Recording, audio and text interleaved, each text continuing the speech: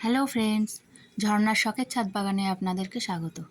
আজকে আবার চলে এসেছি আপনাদের সঙ্গে একটু গল্প করতে, আর আমার সঙ্গে আপনাদেরকে কোথায় কোথায় নিয়ে যাই সেটাই দেখুন। তো প্রথমেই চলুন আমার ছাদ বাগানে। ছাদ বাগানে দেখুন, আমি বাদাম তুলতে এসেছি, কিন্তু বাদাম গাছে তো তেমন বাদাম হয়নি। আরও কয়েকটা তুলে দেখি। তবে আমি খুব আশা করেছিলাম আমার এই গাছগুলোতে অনেক বাদাম পাবো।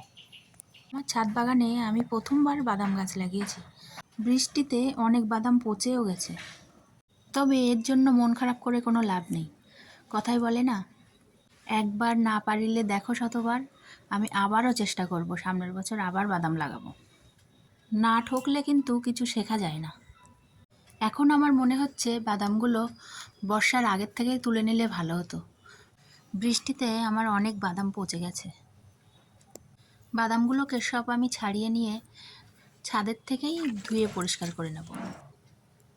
এই দেখুন কতগুলো বাদাম হয়েছে আমার, দেখে তো আমারই হাসি পাচ্ছে। তো যাই হোক, এদিক থেকে আমি কিছুটা ভেন্ডি তুলে নিচ্ছি। ছাদ বাগানে কোনো সবজি থাক আর নাই থাক, ভেন্ডি গাছ থাকলে কিন্তু একদিন বাদে একদিন তুলতেই হবে। আর এদিকে দেখুন, আমার এই ছাদ বাগান আলো করে রেখেছে আমার এই গোলাপ ফুল। সারা বছর এই গাছটাতে গোলাপ হতেই থাকে। গোলাপের সাইজও কিন্তু খুব বড় বড়ই হয়। সকালের সোনামাখা রোদ্দুর, সঙ্গে বাতাস বইছে, লাল টুকটুকে গোলাপ দুটো মাথা নেড়ে দুলছে, দেখতে যেন অপরূপ সুন্দর লাগছে। এবার আসুন আমার নয়নতারা ফুল গাছের কাছে। একটা ছোট্ট মিষ্টির কন্টেনারে আমি এই চারা গাছ দুটো লাগিয়েছিলাম। খুব সুন্দর ফুল হয়েছে, অনেক দিন ধরে কিন্তু ফুল হয়েছে। এখন গাছে অনেক ফুল কমে গেছে আর গাছে বীজে ভরে গেছে। তো আমি গাছটাকে একটু কাটাই ছাঁটাই করে দিচ্ছি। বর্ষার সময় কাটাই ছাঁটাই করে দিলে নতুন করে আবার শাখা পোশাখা বেরিয়ে নতুন ফুল ফুটবে। ছাদ বাগানের কাজ এবার এই পর্যন্তই শেষ করে এবার চলুন পুকুরে চলে যাই। আমাদের বাড়ির পাশেই পুকুর, এটা কিন্তু আমাদেরই পুকুর।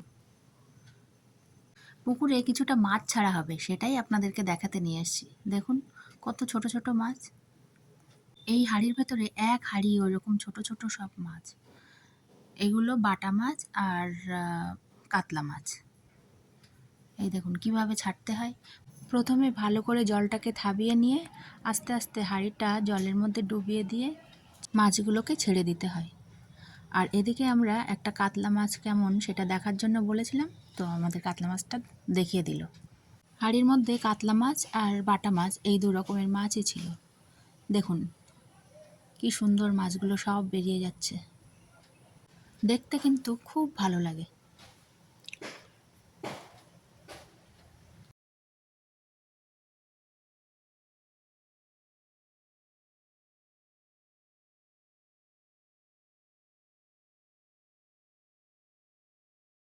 মাছগুলো সব ছাড়া হয়ে গেল। এবার দেখুন আমাদের শান বাঁধানো পুকুর।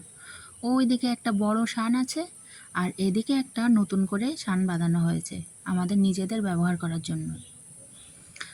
এবার চলুন আমার নিচের বাগানে একটা বড় লঙ্কা গাছ হয়েছে, সেই লঙ্কা গাছে প্রচুর লঙ্কা হয়েছে। তার থেকে আমি কিছুটা লঙ্কা তুলে নেব এখন। লঙ্কাগুলো এখনও সেইভাবে পরিপক্ত হয়নি, তবে আমি তুলে নিচ্ছি কারণ নতুন যে ফুল এসেছে তাতে আবার লঙ্কা দাঁড়াবে। এখানে কিন্তু আমি অনেক লঙ্কা গাছ লাগিয়েছিলাম, কিন্তু সব লঙ্কা গাছে লঙ্কা হয় না। কিছু কিছু লঙ্কা গাছ কুঁকড়ে গেছে, কিছু কিছু মারা গেছে জল জমে। আর এই গাছটায় খুব সুন্দর হয়েছে, বড়ও হয়েছে, আর খুব ভালো লঙ্কা পাচ্ছি আমি এখান থেকে। এই দেখুন, আপনাদের সঙ্গে গল্প করতে করতে আমি বেশ কিছুটা লঙ্কা তুলে নিলাম। আমার এই ভিডিওটা যদি আপনাদের ভালো লাগে তাহলে একটা লাইক, কমেন্ট, শেয়ার, সাবস্ক্রাইব করে আমার পাশে থাকবেন। টাটা।